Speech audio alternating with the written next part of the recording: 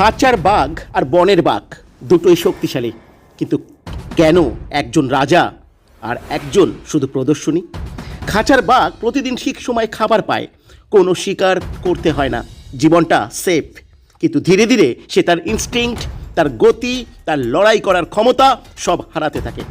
অন্যদিকে বনের বাঘ প্রতিদিন অনিশ্চয়তা, প্রতিদিন চ্যালেঞ্জ, শিকার না করলে খাবার নেই। কিন্তু এই স্ট্রাগলই তাকে শার্প রাখে, তাকে শক্তিশালী রাখে, তাকে রিয়েল টাইগার বানায়। আমাদের জীবনও একই। যদি আপনি শুধু কমফোর্ট জোনে থাকেন, রিস্ক না নেন, নতুন কিছু ট্রাই না করেন, তাহলে ধীরে ধীরে আপনার স্কিল, কনফিডেন্স সব কমে যাবে। আর যারা চ্যালেঞ্জ নেয়, বারবার ফেল হলেও চেষ্টা করে, তারা ধীরে ধীরে নিজের আসল ক্ষমতাকে আনলক করে। মনে রাখবেন, সেফ থাকা খারাপ না, কিন্তু শুধুমাত্র সেফ থাকার জন্য নিজের গ্রোথ বন্ধ করে দেওয়াটা সবচেয়ে বড় রিস্ক।